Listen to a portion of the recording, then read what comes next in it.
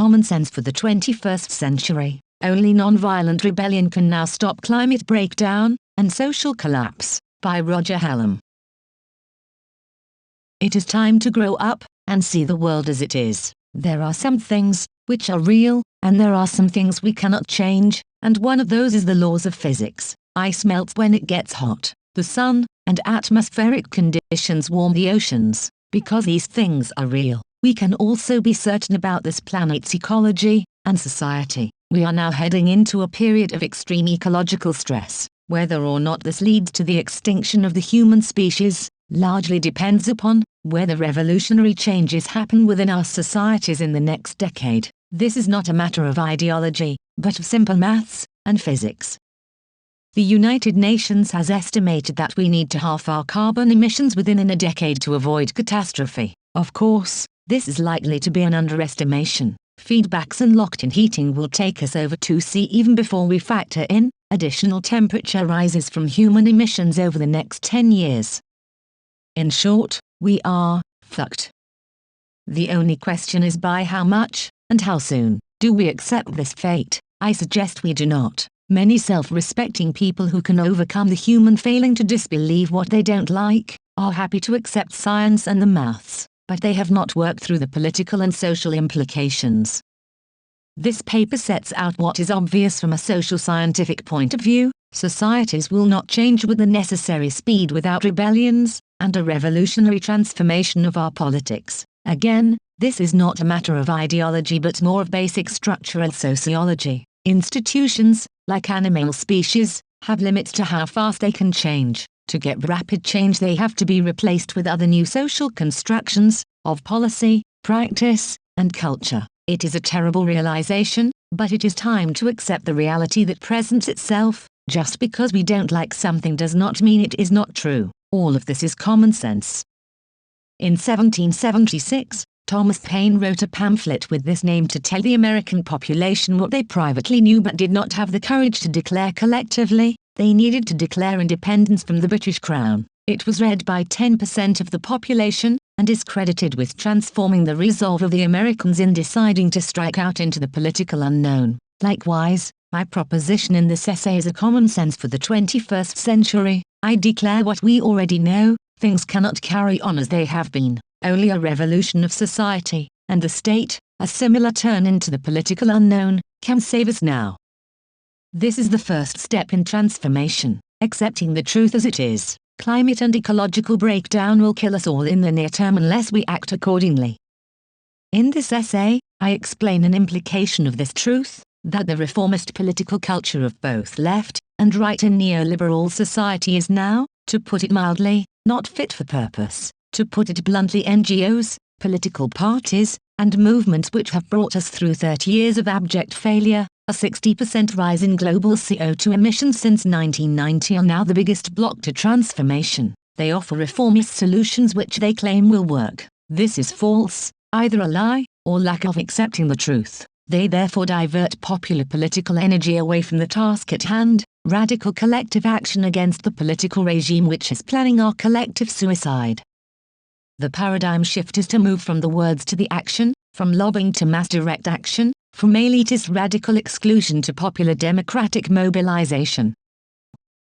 Successful model for regime change shown by the social scientific research, the civil resistance model. This involves mass participation, civil disobedience, tens and hundreds of thousands of people breaking the law to create a transformation of political structures.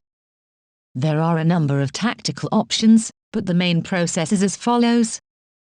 The people conduct mass mobilization, thousands need to take part. They are mass in a capital city where the elites in business, government, and the media are located.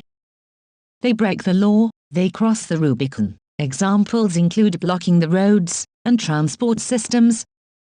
They maintain a strictly nonviolent discipline even, and especially under conditions of state repression. They focus on the government, not intermediate targets. Government is the institution that makes the rules of society, and has the monopoly of coercion to enforce them. They continue their action, day after day. One-day actions, however big, rarely impose the necessary economic cost to bring the authorities to the table. The actions are celebratory, and even fun. Most people respond what is cultural and celebratory rather than political and solemn. After 1 or 2 weeks following this plan, the historical record shows that a regime is highly likely to collapse or is forced to enact structural change. This is due to well-established dynamics of nonviolent political struggle. The authorities are presented with an impossible dilemma. On the one hand, they can allow the daily occupation city streets to continue. This will only encourage greater participation and undermine their authority. On the other hand, if they argue to repress the protesters, they risk a backfiring effect. This is where more people come onto the street in response to the sacrifices of those the authorities have taken off the street. In situations of intense political drama, people forget their fear and decide to stand by those who are sacrificing themselves for the common good. The only way out is for negotiations to happen, and only then will a structural opportunity open up for the emergency transformation of the economy that we need. Of course, this proposal is not certain to work but is substantially possible. What is certain, however, is that reformist campaigning and lobbying will totally fail as it has for decades. The structural change we objectively now need has to happen too fast for a reformist strategy. I propose, however, that a material analysis of power is necessary but insufficient to maximize the changes of revolutionary success. Social relations are built upon cultural rules as much as material interests. It is therefore important to attend to the symbolic and interpersonal as much as the material. Mass action cannot just be nonviolent in a physical sense but also the ethical sense of respecting the opposition, regardless of their repressive responses. This not only undermines their ability to you and also makes it much easier for them to save face when it comes to negotiations. Successful mass actions, then, have to include 3 aspects to optimize the chances of success: mass disruption, mass sacrifice and respectfulness towards the opposition. Additionally, mobilization can only be built by creating alliances between networks. Most political networks are controlled by gatekeeper elites, which have little or no interest in moving from a paradigm, even if they claim to believe in such a view, nor will they wish to combine in a mass mobilization in which they cannot control their particular ethical rules or identity orientations.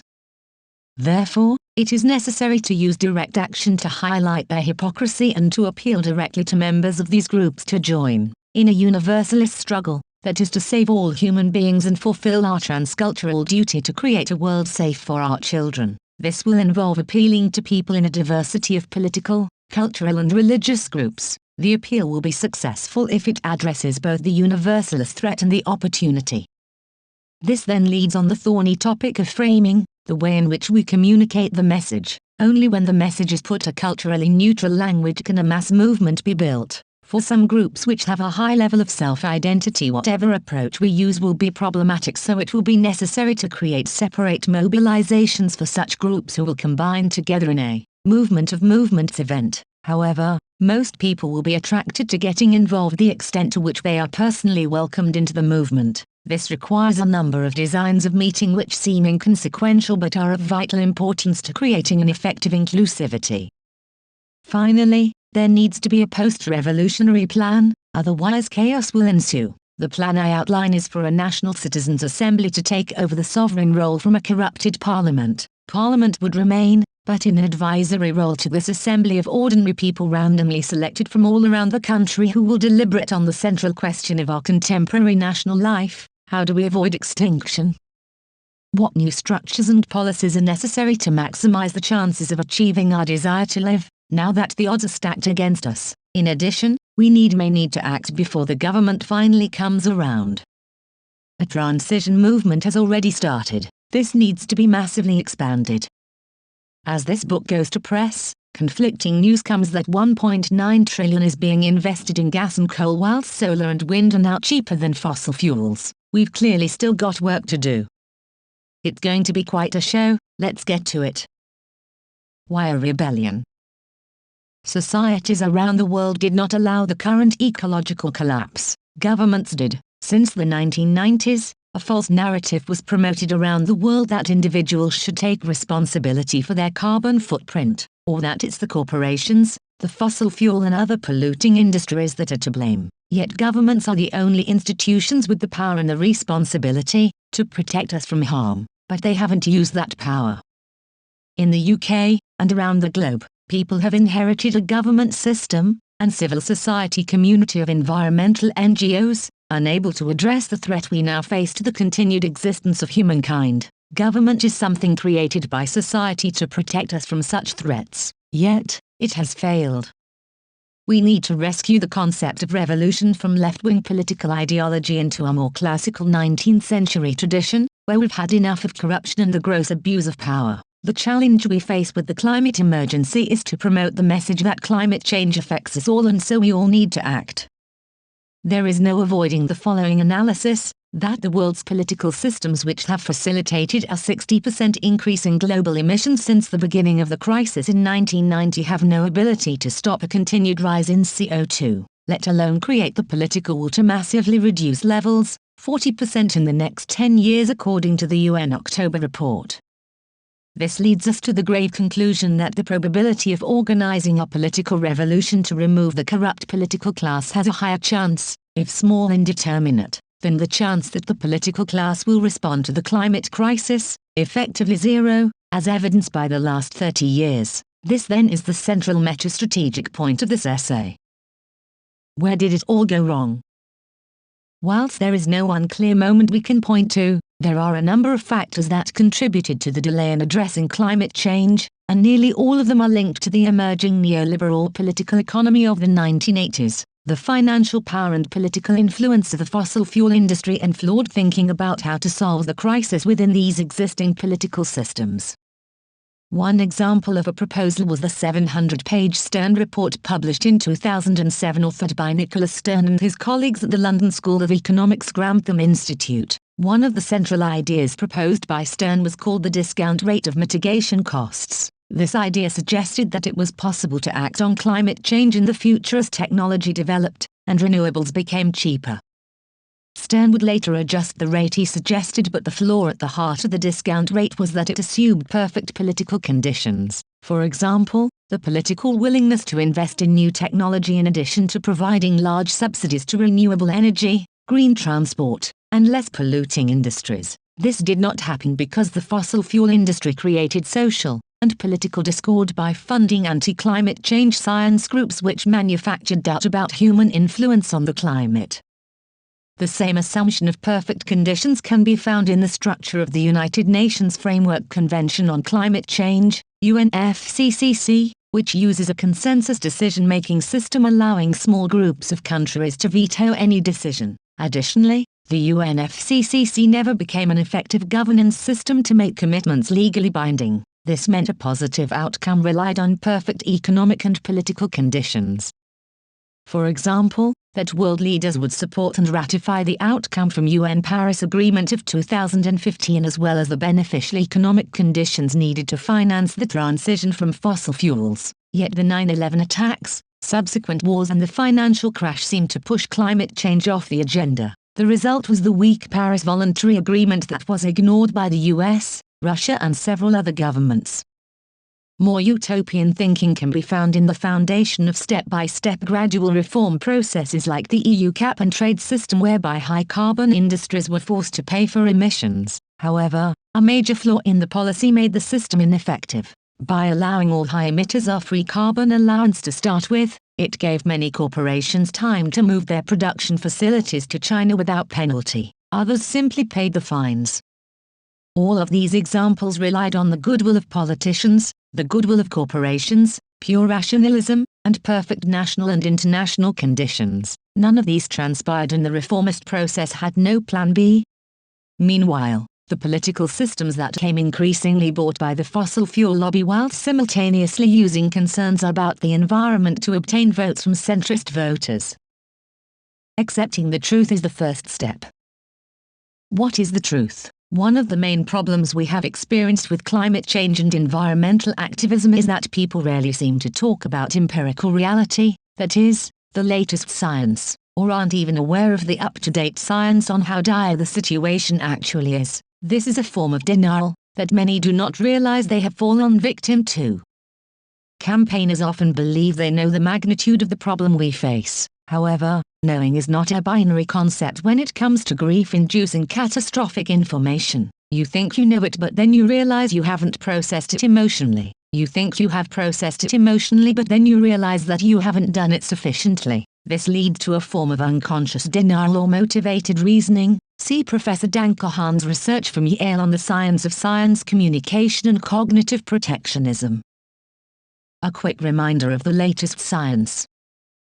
The IPCC reported in October 2018 that we have to reduce carbon emissions by 40% in the next 12 years to avoid catastrophe, and yet in 2018 emissions went up from an increase of 1.6% in 2017 to an increase of 2.7%. It is not alarmism to suggest this is a catastrophe. And let's unpack the word catastrophe beyond its abstract meaning. We are looking here at the slow and agonizing suffering and death of billions of people. A moral analysis might go like this. A recent scientific opinion stated that at 5°C above pre-industrial mean temperature, we are looking at an ecological system capable of sustaining just 1 billion people. That means 6 to 7 billion people will have died within the next generation or two. Even if this figure is wrong by 90%, that means 600 million people face starvation and death in the next 40 years. This is 12 times worse than the death toll, civilians and soldiers, of World War II, and many times the death toll of every genocide known to history. This is what governments around the world are willingly allowing to happen. There is no greater crime. Let us bear this reality in mind as we address the question of the necessary strategic response. The only logical option to avert catastrophe: mass civil disobedience. Successful campaigns rely on a number of factors. Some we can control, others we cannot. One factor we can control is the application of a specific method, rigorous and detailed empirical investigation of the field in which a political conflict is going to take place, as opposed to an idealist, perfect conditions or how it should be approached. We should design campaigns for imperfect conditions, for political instability, and most importantly, for counter-revolutionary tactics from the fossil fuel industry. This involves an analysis of all the players in the specific time and space where the conflict is going to take place. Design principles. A first practical design principle is to choose the time and place where the conflict will occur rather than reacting to the opponent. This gives us time to map the territory and choose a terrain where we can maximize our chances of success. This enables us to concentrate our resources upon this time and place. Therefore, we must know the actions and statements of the main players, our activists, our supporters, the opponents, and their supporters. Opposition analysis. A critical group here are the opponents, who can be broken down into the elites, management, and the various groups, pillars who follow their orders, courts, police, security people, etc. And in nonviolence theory it is important to notice that the interests of the elites, and those that carry out their orders, are not equivalent, and indeed in contexts which provide structural opportunities for revolutionary change, their interests can significantly diverge. We need to focus on the specific blocks to mobilization and campaign success, and then think about a range of micro-designs to maximize the chances of reducing these blocks. So, for instance, I designed London's first organized rent strike by working out that the key block was not that people were not pissed off with their rent levels. They were. The problem was that tenants would not go on strike because they were not confident others would do likewise. I developed a conditional commitment routine for canvassers. Would you go on strike if a critical mass would act likewise? This worked, and led to a whole going on rent strike. The fear factor of eviction disappeared, and many more joined the strike, leading to an agreed rent reduction. Avoiding ideological dogmas, and learning from history, rather than repeating it. This is a world away from how many people think about how to win. A key problem is that they take a historically similar situation which did not work, and then project this outcome upon a present context as a way of saying your action plan won't work either. Instead, we need to look in detail to how the present situation and proposed plan are similar and different to what has happened before. Small differences and the introduction of new design elements can massively change outcomes in a complex social system. This problem is made worse when ideological dogmas are imposed upon policy measures. This prevents us from looking at empirical feedback objectively. We cannot see clearly because we are closed to various outcomes. A simple example is that the police are nasty for ideological reasons X and Y, and therefore it is difficult to accept the police can be cooperative in a particular set of circumstances. This then prevents us from taking advantage of new possibilities. It is important to note that the best design is not one which will work but one that maximizes the chances of success relative to the other options on the table. So it is possible that the plan has only a small chance of success, but it has to be compared with other options which have even less chance of success. This is the real choice we face. We have to get into a position where we get to roll a dice which might lead to structural political change. This is the logic of rebellion in a complex social system. Designing a pathway to success.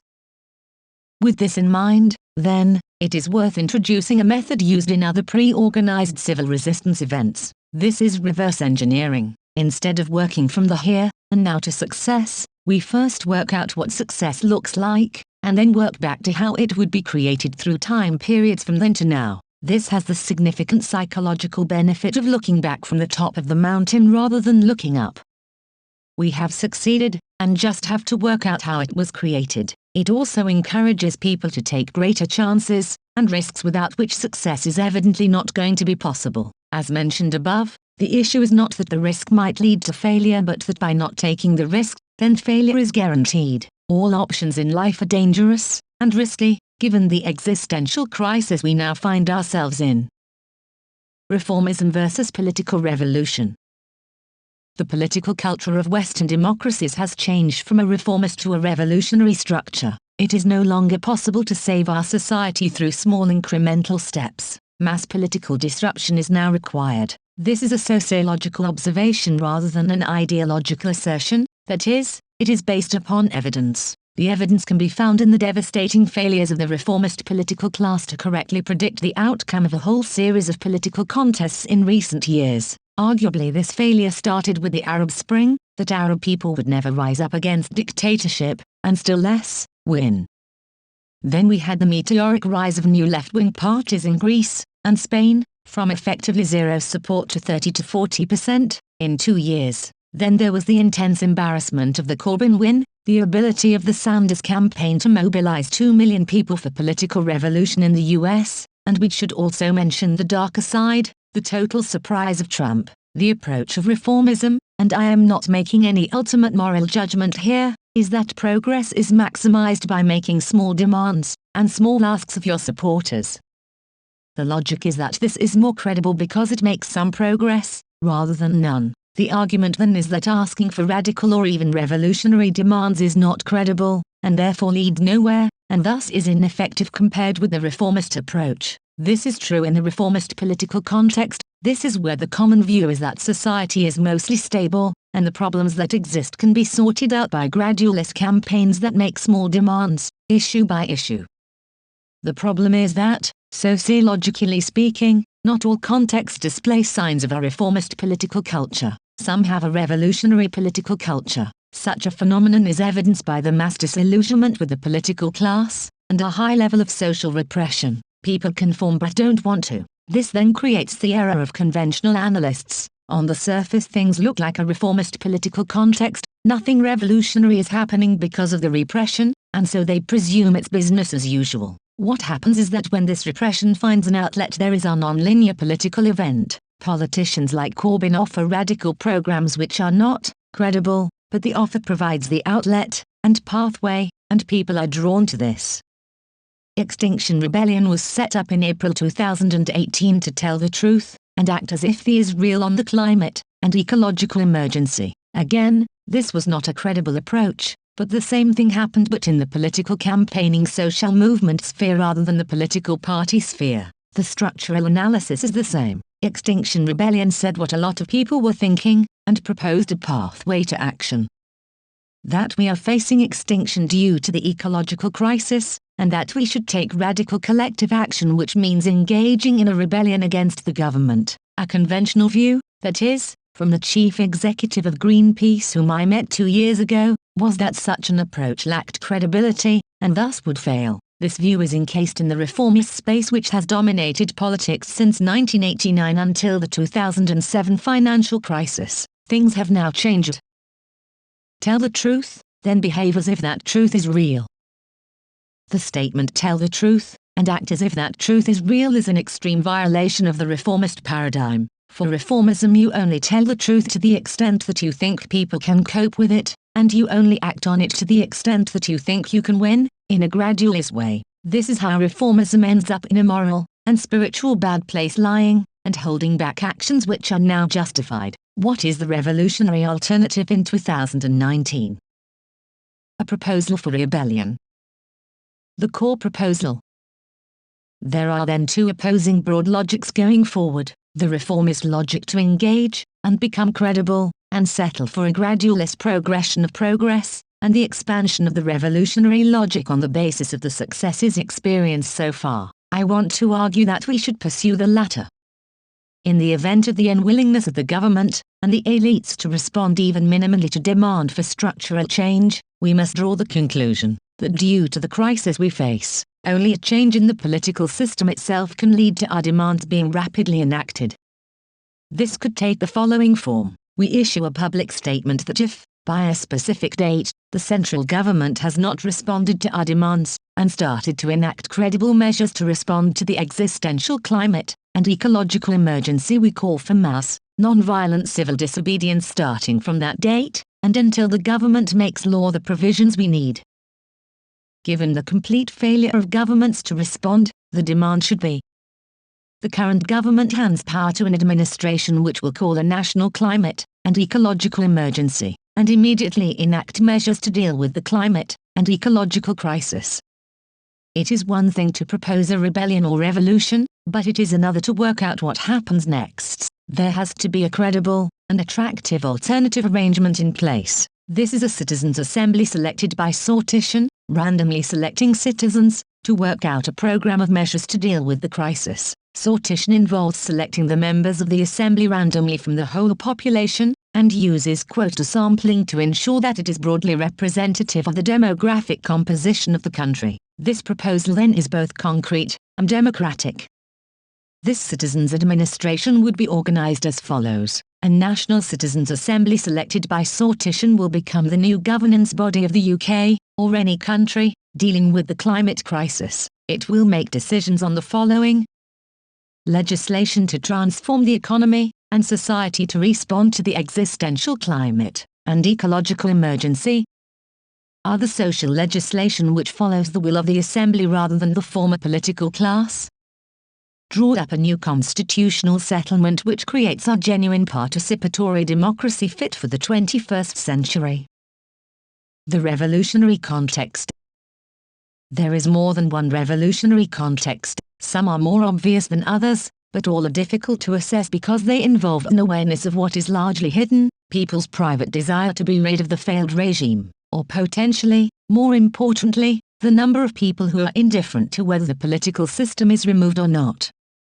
Some things are important to remember here. We need only a few 100,000 people to actively break the law, and/or support such activities to put us in the ballpark of structural change. We can see that 5 days of insurrection by 200,000 people in France produced a back down by the government. We should not make the mistake of thinking the people have to rise in the sense of the majority of the population. We need a few to rise up, and most of the rest of the population be willing to give it a go. Structural weakness within elites. The great structural weakness of any elite is that the seeds of its destruction are created by its very success at domination. Success creates separation from real life, and a bubble of self-reinforcing orientations, namely that everyone thinks our system is fine. Secondly, elites start with a virtue ethics orientation. They believe in ethical values, and end up only believing in one thing: maintaining their position and the economic status quo. This process is now well advanced.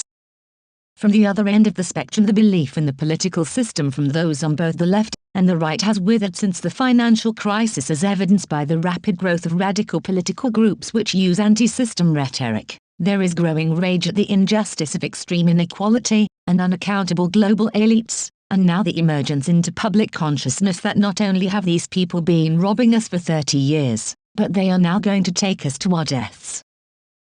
Bring down the government, you say?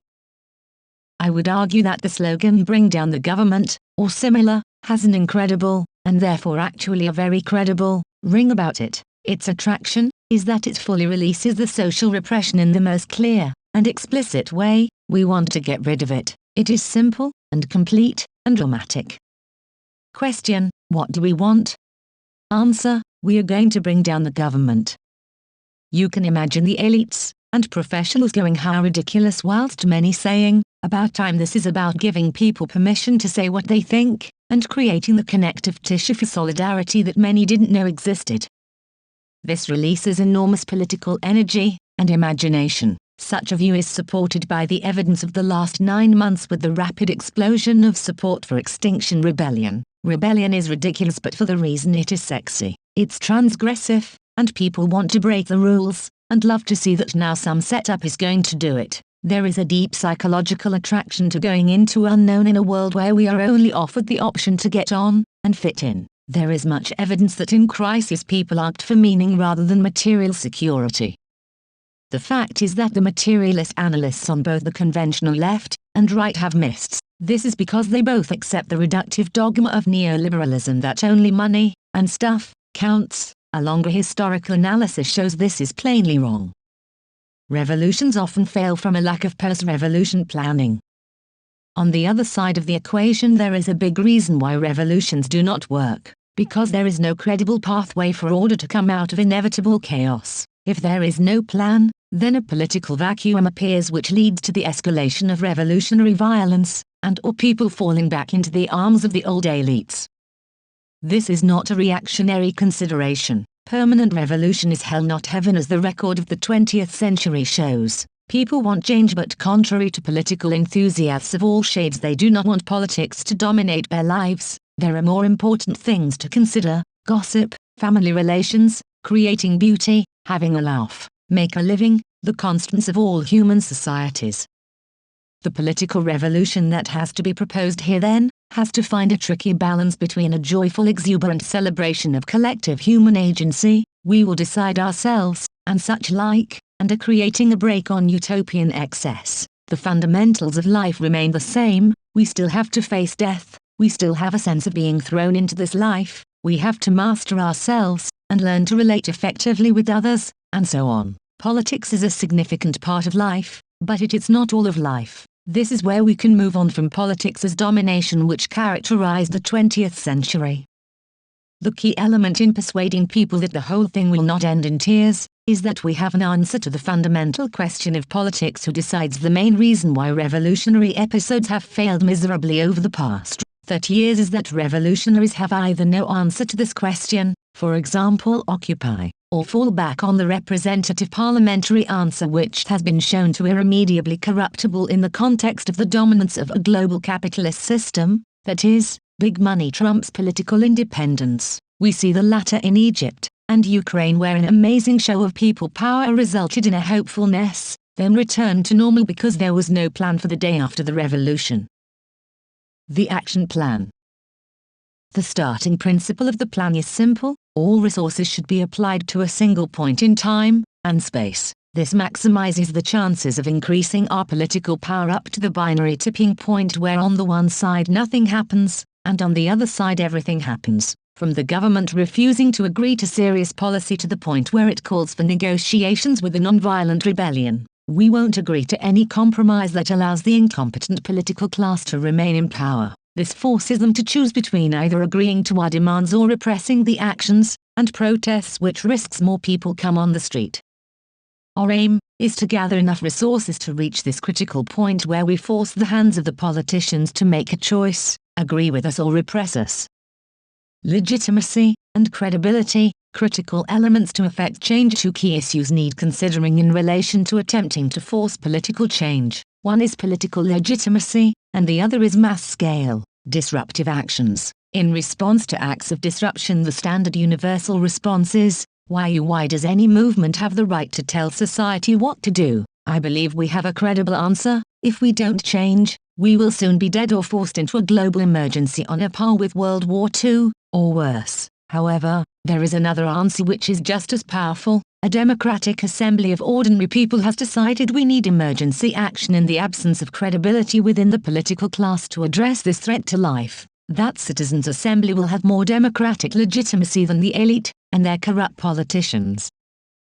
The broad aim is to do two things: continue to organize and inspire nonviolent civil disobedience around the world until serious action from the political class takes place. Organize professionally constructed national citizens' assemblies, selected by sortition, to give a judgment on the need to declare and act upon a climate emergency. The science demands action. Citizens are calling for serious policy, but the government has no more legitimacy, given its failure to act meaningfully. Many governments have been criminally inactive in the face of warnings from scientists, and the only way we can have a chance of saving our children and enacting the will of ordinary people around the country is to replace the political class from power to save life, if they don't act. Citizens' assemblies are not a reformist process. It has been suggested that holding a citizens' assembly without government participation will result in a talking shop that will be ignored. This has definitely been the case within a reformist paradigm, as we have seen with the United Nations Framework Convention on Climate Change. However, with ecological collapse at our doorstep, citizens' assembly decisions and policies will be supported with mass civil disobedience in order for policy to be enacted. As discussed, the reformist and revolutionary logics are at odds with each other. What makes logical sense to one form of change is totally nonsensical for the other. As we are in a revolutionary context due to the climate emergency, the holding of a citizens' assembly on the crisis becomes a revolutionary act.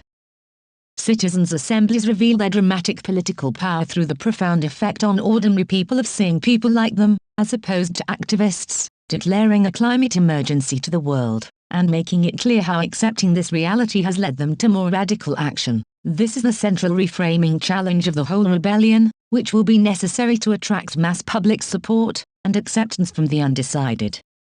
Ordinary people, that is, the whole of society, want to see this change, and as long as a fair representation of a country's demographic population makes up the assembly, the critical legitimacy and credibility gives the assembly power. Not having politicians but rather a cross-section of the public deliberating on the central crisis of our time is the key to the assembly having a major impact on our social and political culture.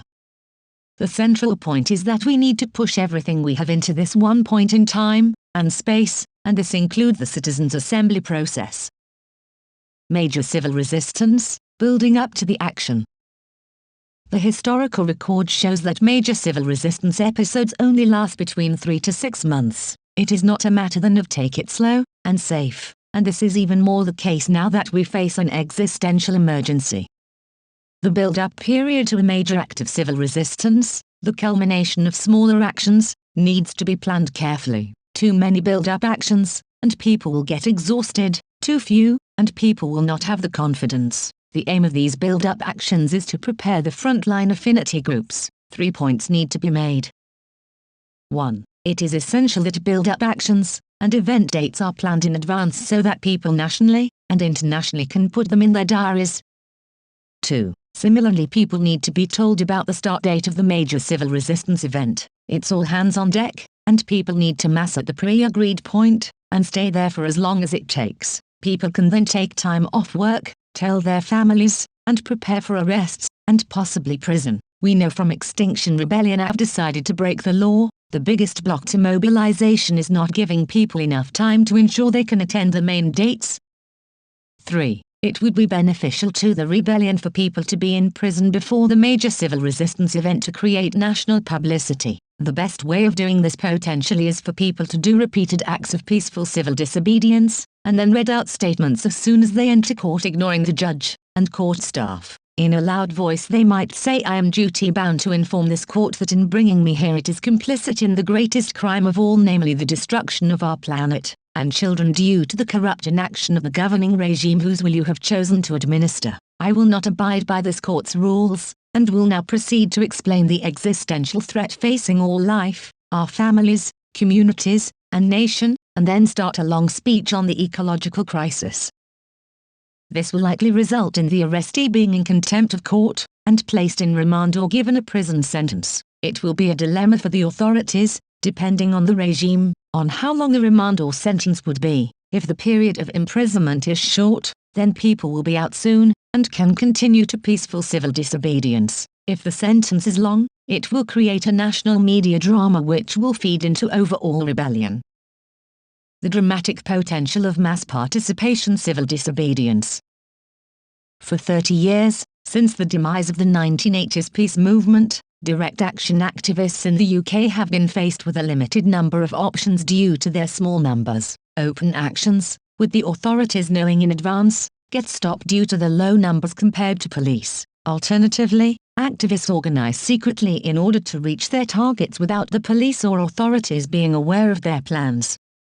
In the latter case, the stress of often getting discovered in advance is always present, which can lead to a closed and paranoid culture. An additional problem of secret direct action planning is that fewer people know about them, and thus when structural conditions create opportunities for mass mobilization, as in the present context, activists do not take advantage of them. Established groups tend to become attached to the ways they have always done things, and find it difficult to change.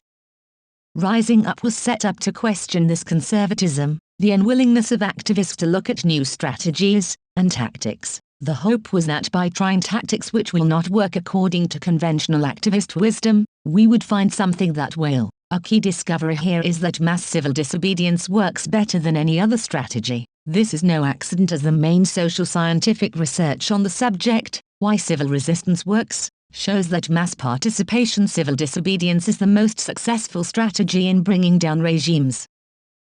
Mass civil disobedience versus small-scale high-risk direct action.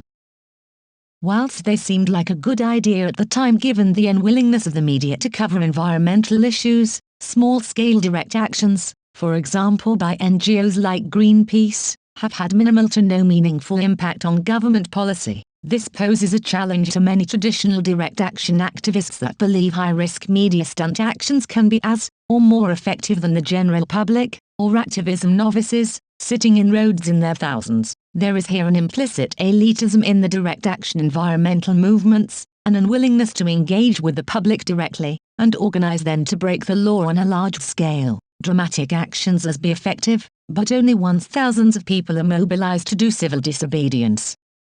My argument then is that radical change is primarily a numbers game. 10,000 people breaking the law has, historically, had more impact than small-scale high-risk activism. This was demonstrated by Extinction Rebellion when thousands of first-time activists blocked the bridges in November 2018. This was the biggest civil disobedience action for decades, and was covered globally. Its impact continues to have major inspirational effects around the world, but it required no high risks, and was done peacefully. The key challenge then is to reduce the barriers to participation in such mass mobilizations. Inspiring mass mobilizations, to bring about radical political change. Being able to mobilize large numbers opens up a third possibility not available in the traditional context of activism as usual. It means that lots of people can break the law, in a minor way, even if the police know about it. This allows campaigners to be completely open about the events. This is a game changer because it means thousands of people can learn about a proposed act of mass civil disobedience, which makes it more effective. It is vital to understand why this is important, and that it has no bearing on the moral debate about whether the police are good or bad. That is a separate question on which we don't need to have any collective position. The key question is, how can we make direct action work to the extent that it creates openings for the radical structural changes everyone wants? Proactive police engagement. A proactive approach to the police is an effective way of enabling mass civil disobedience in the present context. This means meeting police as soon as they arrive on the scene, and saying two things clearly: this is a non-violent peaceful action, and we respect that you have to do your job here. We have repeated evidence this calms down police officers, opening the way to subsequent civil interactions.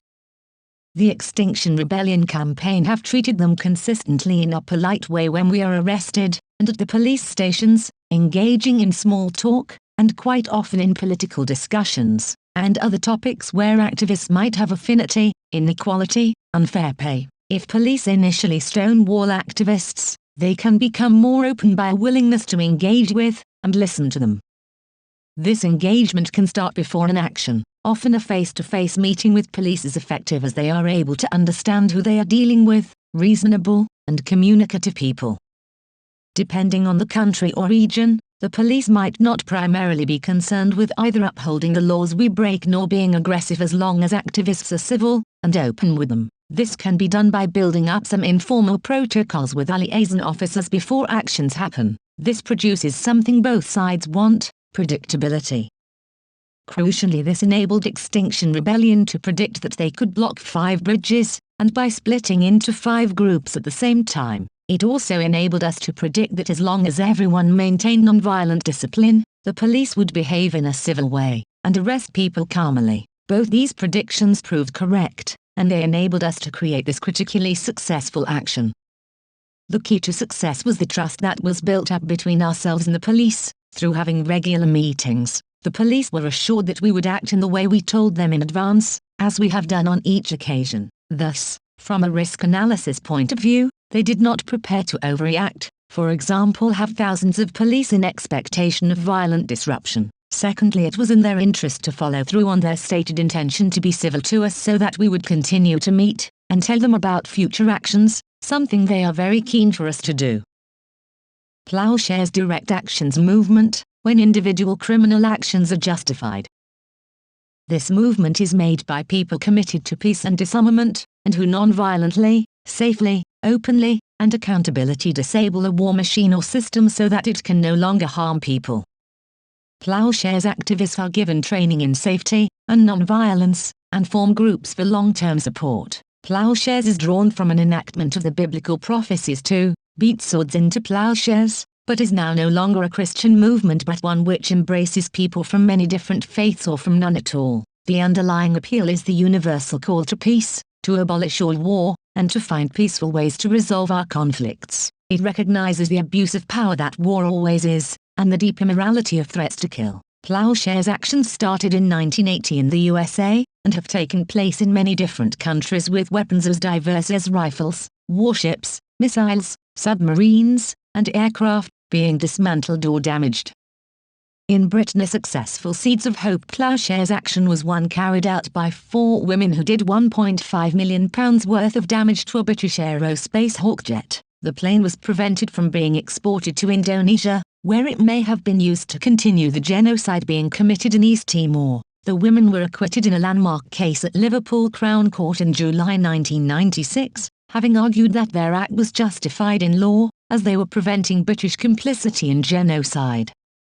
A critical point here is that any criminal acts outside of mass civil disobedience need have purpose and meaning. They must not be random acts of damage to property. Incentivizing first-time disobedience. Another vital advantage of maintaining civil relations with the police is that thousands of people can engage in their first positive act of direct action, and came out of the experience reassured and willing to do more. This meant that the peaceful and inspiring blockage of the 5 bridges became a major movement-building event. If the police had overreacted, first-time people to the experience, around 80% of participants, would have come away not wishing to take the risk again. What was also interesting about the 5 bridges action was the timing of police arresting people. Note this has little to do with actually breaking the law. There are 3 zones, which I explicitly discussed with liaison officers. 1. A zone where nothing critical is happening, for example just blocking a single road, in which case arresting people is not worth the time or hassle. 2. A critical zone when you are near a hospital or maybe have blocked too much traffic, and police will opt for an orderly 5-stage warning procedure, and then begin arresting people. 3. Lastly, there is an emergency zone where a life or death ambulance needs to get through, or other urgent event, when the police will use whatever force is necessary to move protesters. In the 3rd case we agreed we would move, and they assured us they would not lie to us about it. I outline here 2 action designs which incorporate this new potential that has been opened up by having large numbers, and thus enabling police responses outlined above. Blood of our children, an act of civil disobedience.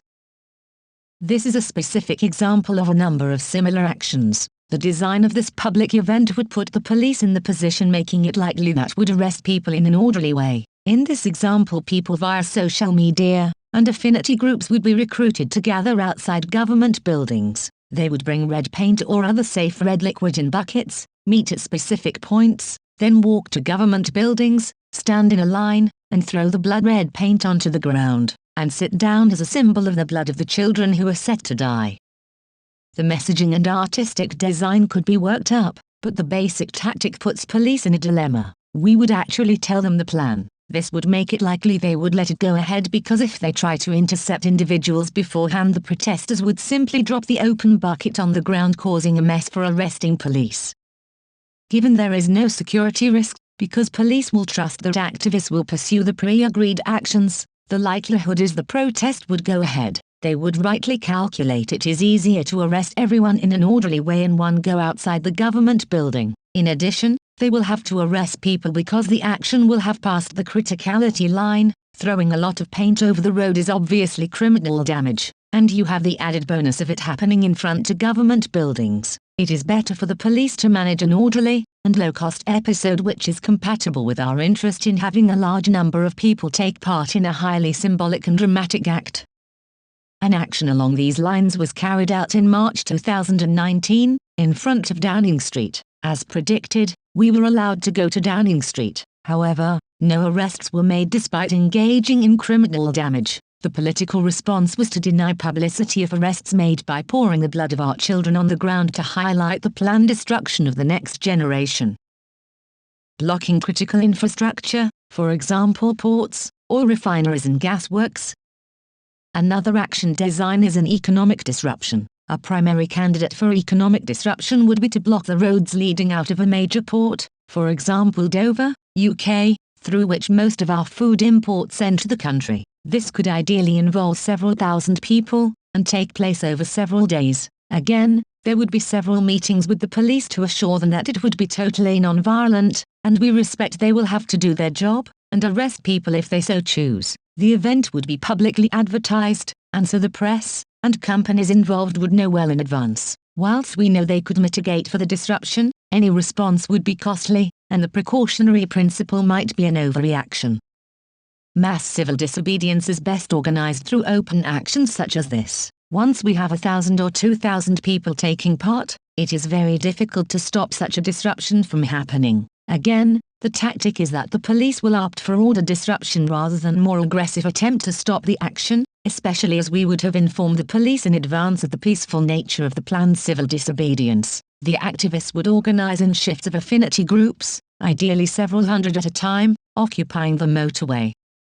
People would stay for a long period on the motorway until arrested. This could be combined with a swarming design which could block motorways, turn-offs, off-ramps, and would continue until the threat of arrest became real, and thus could continue swarming for all 3 days. This combination would result in national media reporting on a high-arrest event which involves many arrests, and the effectively blocking of a major port. Specific details and artistic contributions would come from the local groups. An initial successful event would then progress to another, which could involve several road or motorway blockages around other ports in the country. The above two examples show what dramatic possibilities can be opened up by a proactive approach to the police and mass open organizing. A new landscape opens up for radical participatory political action which has been missing for many years. By developing these options, we can create the national debate and resultant mass attitude changes, which are vital to enable the massive economic changes which are not required. The power of symbolic disruption. For 30 years the main emphasis for major direct actions has been the disruption of important economic infrastructure, or other material structures. Direct action as a way of creating political change has been subject to a simplistic analysis that sees winning and losing in narrow material terms. There is a strong argument for this strategy as the creation of physical barriers and economic costs certainly bring opponents to the table, as shown by the long-term success of many labor strikes around the world. It is tempting to assume that closing down a power station or a port is our simple pathway to success. However, there are significant limitations to this approach. Firstly, material structures exist within a larger social space subject to mass psychological dynamics, which do not correspond with linear changes of economic disruption. Raising the economic cost to an opponent can be highly polarizing. If done exclusively, or at the beginning of an escalation, then onlookers are likely to side with the opposition if they feel unfairly impacted. This can lead to the opposition hardening their response. In other words, there would be little change in hearts and minds of people towards our cause. Winning hearts and minds. There is a tendency for onlookers to see conventional direct action, for example lock-ons, as something I have seen before, and therefore nothing of major concern. It is not emotionally engaging enough to create real interests. The response is, often subliminally, they are not like me, and so it does not involve me. The importance of changing hearts and minds cannot be over-exaggerated in terms of radical social change. What is important is not that we shut the plant down but more we changed a lot of people's attitudes. This point has not gone unnoticed in military theory, that an occupying force can be powerful materially but will still lose against an insurgency if it does not actively engage with the civilian population, even at the risk of casualties, to win hearts and minds. The Iraq and Afghanistan conflicts are examples of where hearts and minds were not won, therefore both wars have been a failure. Therefore, material disruption actions need to be accompanied with a national conversation on what is going on with the climate emergency and ecological crisis. Given the failure of the reformist approach to create change, the new approach has to create a national conversation through sacrificial and symbolic action. Therefore, having a lot of people to deploy is a key strategic objective. Sacrificial action is the key mechanism by which to create sympathy from supporters, leading to more recruitment and grudging respect from critical onlookers. I don't like their tactics, but I give them this, they stand by their beliefs. This is a key argument then to stop using lock-ons and other physical equipment from blockades, and just use our bodies. This demonstrates a greater sense of vulnerability, triggering a more intense emotional response. The message is I am just using my body, and I am putting myself in harm's way. Getting arrested through such actions is the classical sacrificial move. Having hundreds arrested in one day will be a major news story given of drama provided by such public sacrifice. We must avoid the simplistic idea that if we close down the country we will win, especially if we don't yet have a significant proportion of the population willing to support the cause. Disruption then has to be combined with our willingness to show our vulnerability, and to suffer. This is particularly the case when the young and the old take part, which means ensuring direct actions are designed in an open way which are accessible to them. Civil disobedience event in the capital city. The most effective act of mass civil disobedience is to have a significant, at least 5,000 to 10,000 initially, number of people occupy public spaces in a capital city over several days to several weeks. The design is to draw the establishment into an impossible dilemma of having to choose between mass arrests or mass disruption. The precise design for the event will need to be made on the basis of data on the numbers willing to take part, the political context, and the expected police response. Groups should aim to get 20,000 people to a central point near government buildings for at least one day. There are two basic designs. 1. They would occupy public parks, and bring tents to stay overnight. Each day there would be a public program, discussions, and assemblies, workshops, picnics, speakers, and entertainment. Think of a festival. On day 2, they would occupy several key road junctions for a day, at least 1,000 people on each one. The strategy depends on the police allowing this to happen. On the third day they would return to the junction, and stay there permanently, putting up their tents, with a continuing festival program. 2. A second option is that people would occupy the road junctions in a central location in the capital city from day 1, and stay there until everyone is arrested. Examples from history: the Leipzig Monday demonstrations. The strategy for the first option above is based upon seminal research on the escalation of demonstrations at Leipzig in Germany in 1989. The progression of events went as follows. A pastor was extremely disillusioned with the regime, and led his community to a public demonstration over a weekend. Approximately 6,500 people attended. Initially, the local security forces did not interfere with a small Christian demonstration. Encouraged by this success, and police reaction, the following Monday, 17,000 people came out on the street. Unsure what to, the authorities contacted their superiors in Berlin. A message came down the line to shoot at the demonstrators. However, the next Monday there were 60,000 people on the streets, and the police could not bring themselves to shoot that many people, and thus disobeyed their orders. The following weekend 105,000 people turned out. The fear had gone, and this is the moment when the tide turned, and the regime shortly afterwards. The lesson is that the regime was caught off guard by the non-linear increase in the numbers taking part in the demonstrations, and the slow centralized top-down decision-making structure failed to act in time. The design aims to catch the authorities off guard. They might allow occupations to continue for 3 days because it is not a critical issue. In this time, the demonstration effect of thousands of people peacefully breaking the law, to force government into serious action or stand aside, encourages thousands of people to join the direct action or consider doing so. We aim here to hit the holy grail tipping point which leads to regime surrender. If they allow mass civil disobedience to continue, then protesters will come to the capital, and there will be unacceptable mass disruption. Alternatively, if they try to arrest say 1,000 protesters in a day, then the media interest will result in millions of people hearing about the arrests, and the pleas to join the nonviolent mass action. Only a tiny percent of these onlookers, less than 1%, need to be mobilized for the net numbers, those joining minus those arrested, to rapidly increase. The more they arrest, the more people join up. Children's March 1963.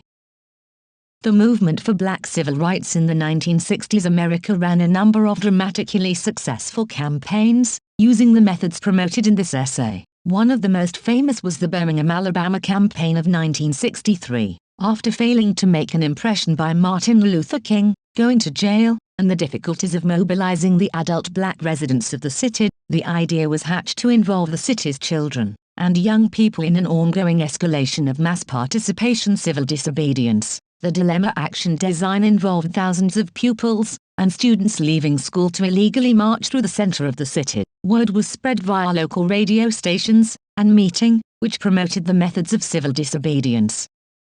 AD Day was set when the mass action would begin. The authorities opted for a repression response, arresting 1,000 of the protesters on the first day, and 3,000 on the second day. This triggered the backfiring effect. Thousands more children left their classes to protests, and filled the jails. The fear had gone, as one officer reported. After a week there was no end to the mass protests. The authorities had lost control, and the opposition collapsed. Decades of segregation policies were overturned in a week. This is the power of mass civil disobedience. The classic film The Children March, viewable on YouTube, is required watching to see these explosive dynamics in action. Bringing the regime to the table. This is the moment then which brings the regime to the table. The point of the build-up design is that it minimizes the chance the police will shut the civil disobedience before it has reached a critical mass of publicity. However, moving a mass of people without the interference of the police requires a sophistication of coordinated management which will be difficult, in which case it might be better to get to the locations, sit down, and stay there. Alternatively, there could be a compromise between the two scenarios. Such considerations would need to be decided on the basis of the local context. The general aim, however, is clear: the close down of the center of a capital city through the peaceful blockading of streets by thousands of rebels. Gathering the necessary numbers. The key factor is the numbers involved, and this is why the whole strategy in this text is centered around one primary objective: getting thousands of people into capital cities, on a specific date. Success could be built by as little as 5 to 10,000. It is this group which provokes the authorities into a repressive response which bring many more thousands to join them on the streets. The key is getting to the tipping point is when coverage in the national print media, and then the social media triggers a spontaneous mass mobilization. This is how it takes off, when the fear has gone. Make actions feel inclusive and fun. The inclusive and human feel of these occupations is essential to maintaining morale and non-violent discipline. We know that the inclusion of children and older people are extremely effective in stopping macho or aggressive behavior whilst creating greater media interests. An occupation should not have the logos of other groups or parties, but should be a bright display of extinction symbols, and whatever which could include the group sharing food, and coming together in groups of 8 to 10 people for mutual support and human contact. At the same time, there should be a program of entertainment whilst being aware of the delicate balance between promoting different cultural identities. The general atmosphere should be: we're going to take down the government, and have fun doing it. If and when aggression comes from authorities, it is responded to with humor and good grace. As the Children's March showed, this is possible even in a dangerous situation. Once a cultural and positive psychological frame is created in a large group, it has a very strong socializing influence on individuals in that space, and, vitally, on new people coming into the space. Secondary objectives for actions. Any large-scale event of mass civil disobedience needs to ensure that every opportunity is taken to take advantage of the action and its outcomes. This means giving out tens of thousands of leaflets in public places with messages about the event and why people should join. For example, a flyer might say a peaceful rebellion against the government is taking place, join us. Note that we don't need to explain what it is about so as to raise interests. These could be handed out at bus stops and transport stations, parks or other public places. Flyer posting should be done by several teams each night for the 2 weeks before the day of action. There is going to be a rebellion against the government, join us, with details of where to go. The greater the diversity of posters the better. Hundreds of people might stencil and paint the symbol all around the poor, inner-sitting areas of the capital in the nights leading up to the event. People can spend the day on tube trains shouting out, "There is going to be a rebellion," and handing out leaflets. This happened in Tahrir Square, Egypt during the Arab Spring. Small or super noisy marches around residential areas of the city would effectively spread the message to people. A peak in social media activity should be planned, and an online campaign run to promote and reflect offline actions. Building alliances. Join the rebellion. Potential political and cultural allies should be lobbied and briefed in the months before our major day of action. This should include the 3 key motivators for revolution in Western democracies: climate, ecological crisis, extreme inequality, and corrupt politicians and governments. This is a crucial movement-building challenge. The rebellion has to morph at the last moment into a general rebellion against all government failures in order to catch the regime off guard. This prevents them framing us as just environmental protesters, and therefore a special interest group. This then leads to a general rebellion. A key miscalculation which elites repeatedly make with uprisings is that they think it is just about one issue or group, not anticipating how rapidly it can change into a general rebellion against elite power and corruption. Our plan must be to proactively create this. The above outline only include the Central Action Plan. There would also be similar actions in other cities and towns, and there could be swarming groups separate from the road junction occupations which gradually block off all effective access to the center of the capital city, deepening the material crisis of vital supplies, for example food, to the area where the country's elites, media, and government area are located. Working groups would have remits on all these areas once the meta strategy and basic action design is set during the rebellion process. Of course, there are major logistical, internal challenges, and opportunities with this design which will need attending to. However, here I am focusing on the logic of the action designs. Disruption, and citizens' assemblies. The basic proposal is that any group or institution can be subject to our message. It has been suggested that people stand up in cinemas, theaters, conferences, lectures, trains, supermarkets, restaurants, etc., and declare that we will soon die if nothing is done, and call on people to join the rebellion. The same applies to religious, spiritual organizations, and related groups. These actions can be videoed and live-streamed, allowing people to select their own targets without any central direction other than to follow some basic guidelines. Local groups can brainstorm and then prioritize the best targets. Standard messages can be produced for individuals or groups to read out. Schools, colleges, and universities.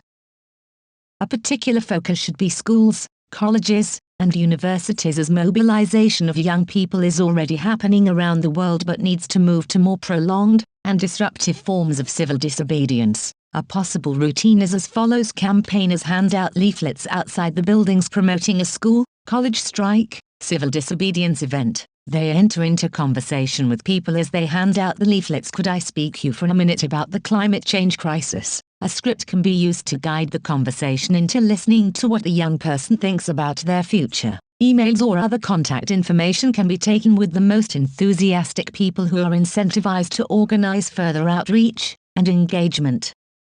This would lead to the recruitment of more recruiters to canvass and/or have a meeting with the school, college or university. Through this process, the young people start to organize their own mobilization with training and mentoring from experienced rebels. Youth events would happen separately from adult mobilizations in the run-up period to a central action. Ideally, they would be integrated within the wider coalition for the main mass civil disobedience event. The start of this process has been tried with reasonable success at inner-city colleges in London, where students are mainly black or Asian. This is a great opportunity to create real diversity in rebellion mobilizations. Movement strategy and outreach teams should therefore develop city youth mobilization as a top priority. Local community outreach. A similar diversity priority would be to develop local community meetings in inner cities. The process would involve leafleting and then door knocking. Again, this has been tried but still has to be developed and standardized. Like with youth mobilization, the ordinary people who get mobilized through this process should set up their own groups and networks so that are not put off by the specific culture of middle-class radical campaigning, but be integrated once they are established into a central major mobilization. All this should be combined with a nationwide campaign to roll out doing the standardized talk, climate change, where we are heading for extinction, and what to do about it, again focusing on local communities rather than green political groups. A target should be set for how many people we want to reach, and the various mandated groups should work out plans on how to achieve this, for example on doing trainings, outreach, etc. Lastly, national phoning groups can be set up to telephone people on the database to tell them about the details of the mass civil disobedience. These and other processes should be created by the outreach community working groups in local areas. Media allies and media interventions. The last significant group to reach is the media. Some outlets will be natural allies, and this might include a proportion of the radical and independent online press. However, the mainstream press should be the focus. The BBC and The Guardian in the UK, and the centrists and national media in any other country. The aim here is to ask them to declare a climate emergency, and then use that declaration to push the support for a rebellion explicitly. Suggest journalists and editors go on hunger strike on the main day of action. This extreme, unreasonable demand will get media attention, and widen the Overton window as it has with the use of the words extinction and rebellion over the past months. Another approach is to get private and informal meetings with journalists, editors, and media people to give them the standard talk, and help develop contacts with those who will support a central mass civil disobedience event. This should then extend to the right-wing press, using the framing of order, security, and legacy, see framing below, as a way to highlight the contradictions being opposed to a rebellion from that quarter. All the above outlines deal with organizational and action design. The other side of the equation deals with how we communicate what our demands are, and why it is vital we succeed. Framing and messaging. Mass movements are successful when people that hate each other join together for the common good. Chris Hedges, ex-New York Times journalist who covered revolutions and uprising for 20 years. The reformist framing of solutions must end. The reformist framing of change is both immoral and ineffective as it puts political ideology before scientific facts. This may be justifiable if we are in a period of reformist possibility, but that window is now closed. We are now in a new political context where telling the truth is both effective and moral. This is a switch from a degenerative postmodernism, that is where presentation takes priority over actuality. It is replaced by a new realism which now provides the best path to create the massive structural changes that are required. The key example here then was the decision by Extinction Rebellion to make tell the truth as their first demand. This kick-started a social movement. In terms of the actual threat to life, this new approach enables us to engage in a straightforward risk analysis which happens routinely in other areas of social and economic life but not in the area of climate change. This means taking a scientifically measured level of the threat, and then to multiply it by the probability that it will happen, which gives a risk assessment. Of course, the method cannot be totally accurate, but we have no better means of assessing risk. In the case of climate change, we are looking at a high probability of the death of billions of people in the next generation or two. The reformist denial of this reality is catastrophically irresponsible. In the last century, such levels of denials in facing the truth has led to atrocities, and psychopaths like Stalin and Hitler remaining in power long after it was established, they were committing genocide. Telling the truth as a revolutionary act. This simple concept of telling the truth allows a rebellion to engage the media with the narrative that they are simply acting appropriately in the face of the same ignorance and denial that led to World War II. This practically would mean insisting on speaking the truth without interruption, and insisting on giving time for listeners to process the emotional impact of the terrible political corruption that claims to be solving the climate crisis. A key method of communicating this reality is to use direct actions when speaking to the media. Some options here are: to walk out of the interview after making a short statement, to insist on silence after telling the interviewer we are heading towards mass extinction, and that we are all going to die unless urgent action is taken, to simply repeat a prepared short sentence about the reality we face over and over again regardless of what the interviewer says, to refuse to leave the studio until removed by security as a protest of the media coverage of climate change, but go peacefully when removed. All of these moves aim to prevent journalists and presenters avoiding the true horror of mass extinction. Actions speak louder than 1,000 words, and we need to see the media as a place for system change, rather than some reformist space of repressed rationalist debate about false gradualist improvements. Without emotional engagement in this issue there can be no commitment, and thus no real change. Only when the rules of media engagement are broken can we create effective communication that reaches hearts and minds. That said, if and when we are given an hour to carefully outline the full magnitude of mass extinction, and the social scientific evidence for rebellion as the most effective response, that is to give the talk, then we should of course take this opportunity if a journalist or editor is willing. We are not against having a serious discussion, but rather against spaces which have no interest in such discussion. Media and messaging working groups should have the remit to recruit speakers and train them in disruptive action, which sends out what should be our central message: we are different to them, the status quo or regime. We are not afraid of them, and you don't need to be afraid either. Rise up and exercise your freedom. Come down to the occupations and become a human being, not someone living within a media and politically constructed post-truth world. These media appearances have the potential to go viral, and thus have potentially as much influence as the actions on the ground. Therefore, this is a vital additional front which needs to be added into the overall strategic aims in order to reach the tipping point with the authorities, during and after a mass civil disobedience event. Internal messaging. Research shows that members of a social group or network tend to have irrational in- and out-group emotions and reactions that consciously or unconsciously prevent them working with people who are not like themselves. This problem is unlikely to resolve itself easily. To build a mass movement, we inevitably need to bring together people who ordinarily don't want to mix. There are several effective approaches to this significant problem. 1. Make all campaign spaces as friendly as possible on a personal level. This means maximizing face-to-face human connection as a counterbalance to any perceived alienating group identity. People should be explicitly welcomed into the meeting space. They should then sit in small groups in meetings, and be given time to get to know each other. There should be food and drink at every event to ease social interaction. There should be calls, or one-to-one meetups afterwards to thank individuals for coming, and to listen to any concerns. People should be appreciated often, and generously. Any criticism should be restricted to critical problems. All this is possible, and an essential part of overcoming the conflicting identity problem.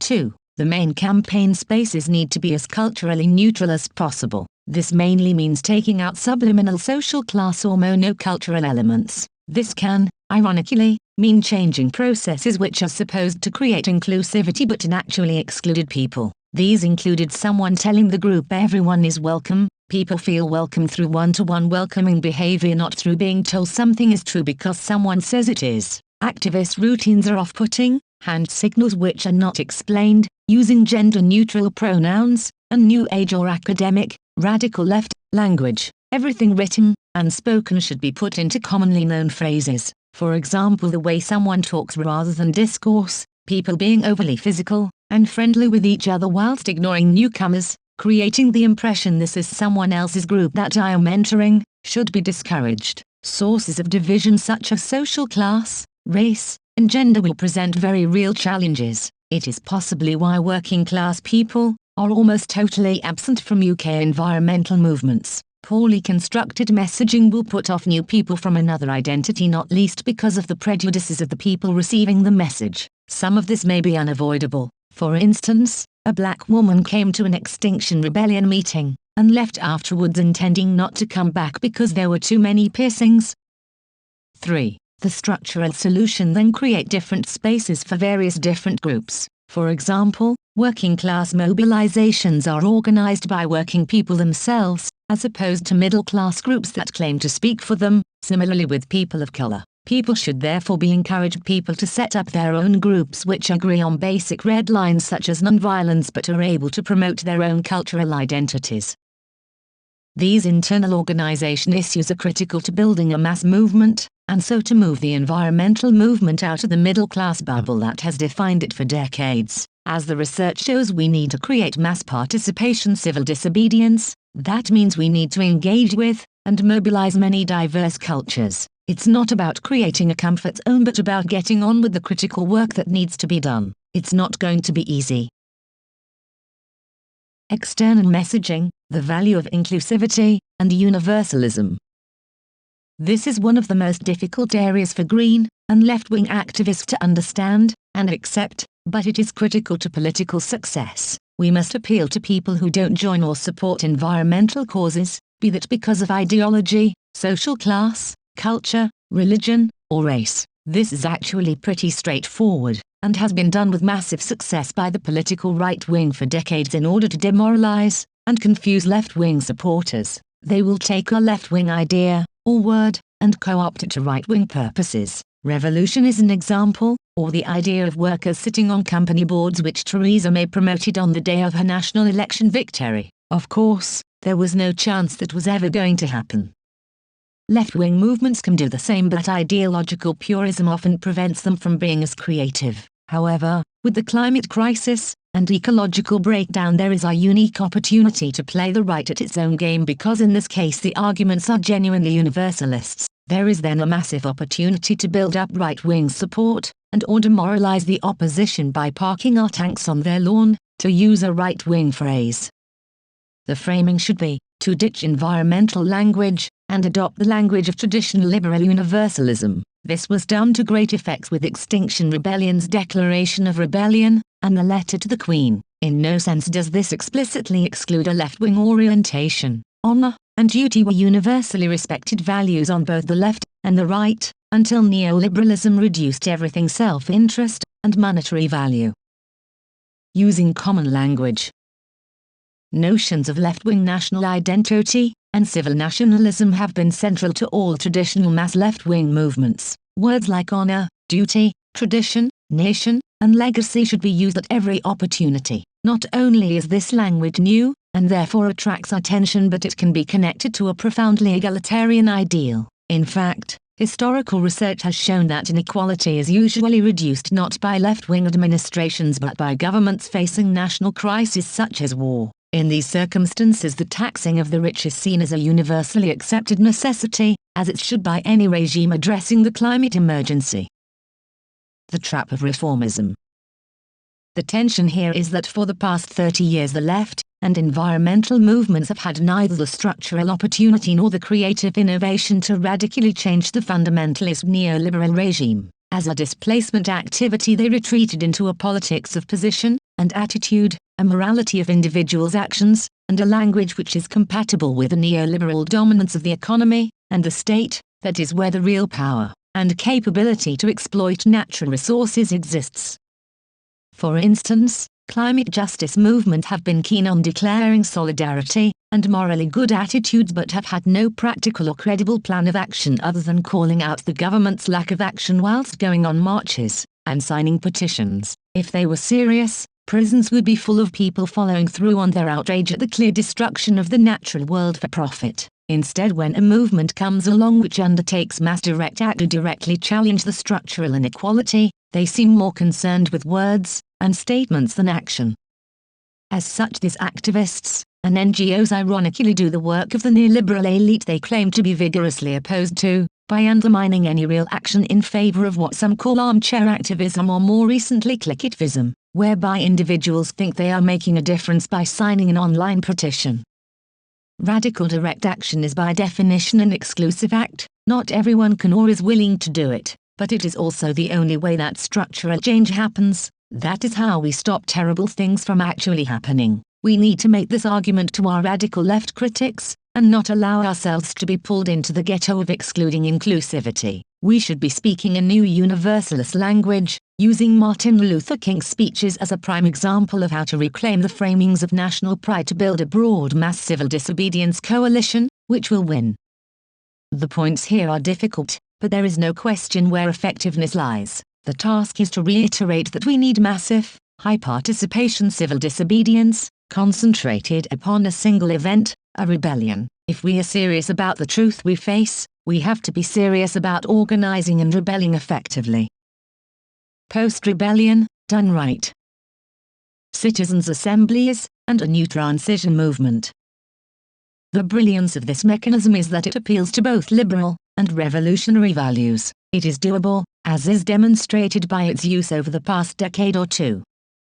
It is deeply democratic and popular, involves ordinary people, so that no Democrat or liberal can object to it, as opposed to the proposition that a revolutionary left-wing elite removes democratic processes in a bid to create a socialist society. At the same time, it keeps the revolutionaries on board because it creates a forum where deliberation and reason will finally be given space to trump the power and corruption of big money, and for good reason. We can predict that the outcomes of assemblies might be far to the left, as this is what natural justice would predict. No, we don't want people robbing us of our fruits of our labor, and no, we don't want our children to die in a climate catastrophe. Thank you very much. The proposal then, in principle, gets the best of both worlds. It proposes a clear and credible solution that is objectively supported by the social scientific evidence, that when a society reaches a point of extreme imbalance, then only a revolutionary episode can be successful in reorienting it. At the same time, the plan for the replacement of representative democracy with a sortition system shows a clear pathway to a post-revolutionary political resolution to the question of who decides which is satisfactory to both liberal and revolutionary constituencies, and it is only when these two political orientations make an alliance does an elite fall. A key part of our strategy then, as outlined below, will be to sell the plan to a critical mass of the liberal elite as well as to the 1% of the general population, who will lead the disruption. Citizens' assemblies. Citizens' assemblies, chosen by the process of sortition, that is, randomly selecting citizens, have become very popular over the past few years, especially regarding how Brexit could have been deliberated over more effectively. In essence, they are the roots of original democracy. As part of a citizens' assembly, the selected citizens are exposed to a 360-degree understanding of an issue, which puts them in a better position to make decisions than politicians, who are under the influence of a barrage of lobbyists and careerist considerations, both of which take them away from the simple matter of making an educated choice that is aimed at the best outcome for all.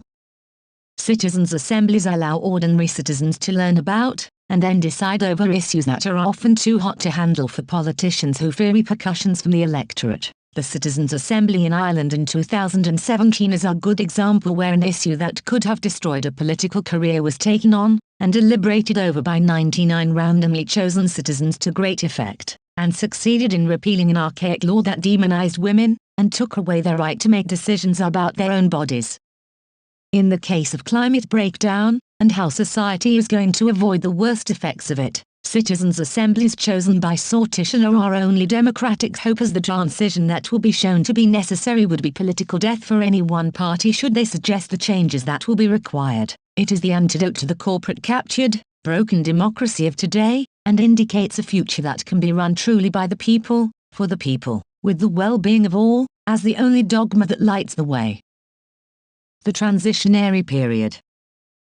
The post-revolutionary plan, therefore, needs some detailed working out to be credible. I suggest there could be a transitory period leading to a permanent new political constitutional settlement. For this, then, a professionally created and transparent National Citizens' Assembly, NCA, would be created containing maybe 1,000 people for a fixed period of 2 years. It would then create regional and city citizen assemblies, so as to facilitate the decentralization of power.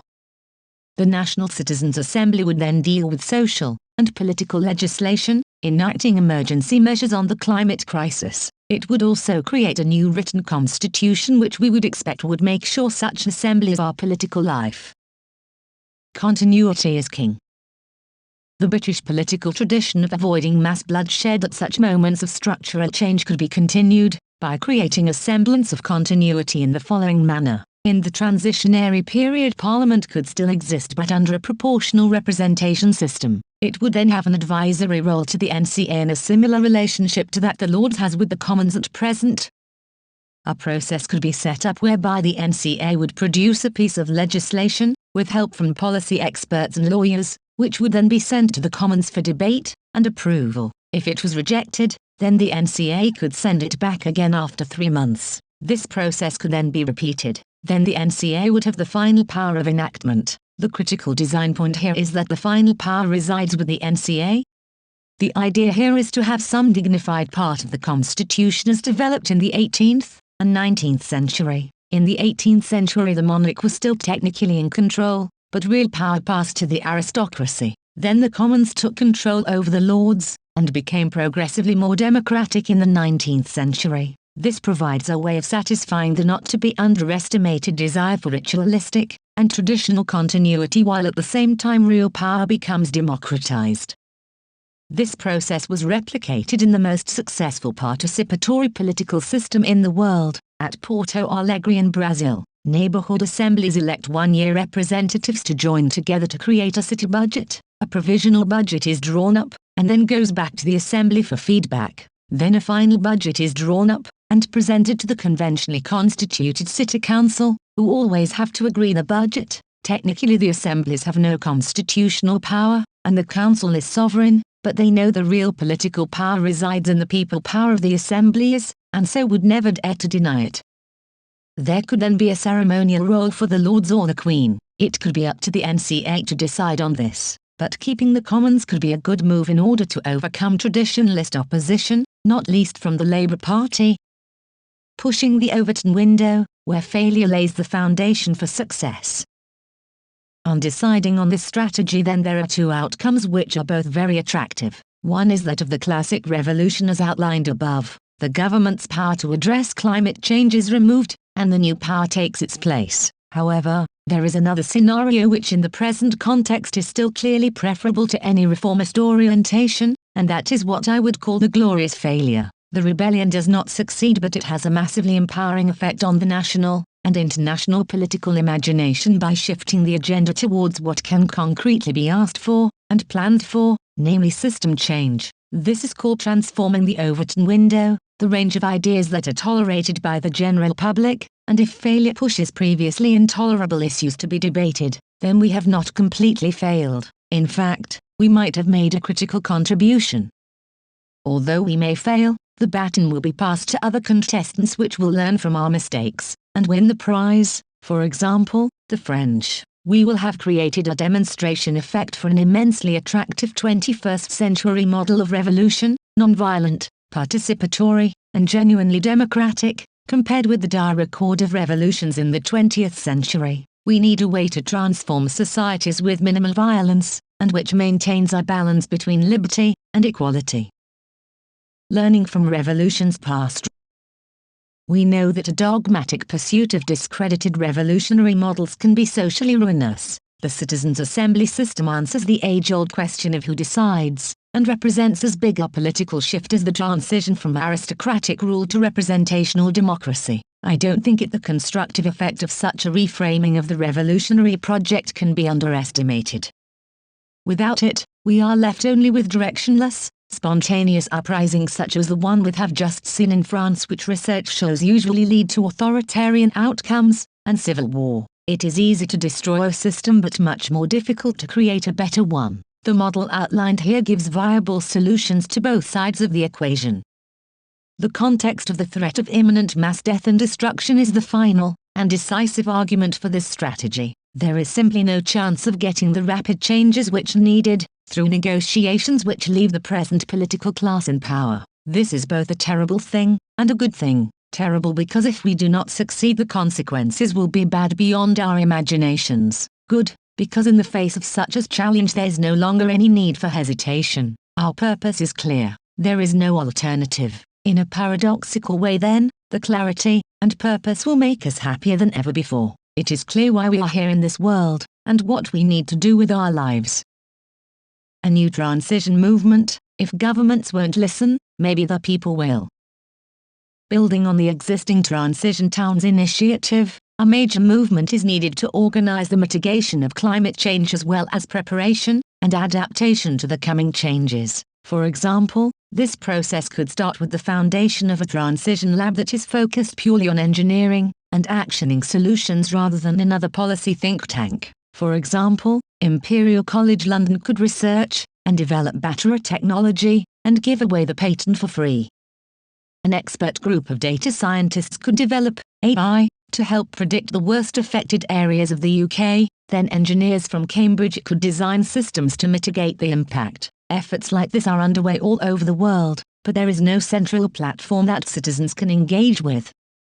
The lab would listen to citizens' assemblies, then support assemblies to actually organize people into citizen service, voluntarily. Critically, the lab would not be government-funded or corporate entity. It would be a service for the people, by the people rather than waiting for government to pass policy and commission agencies to work. We just get started.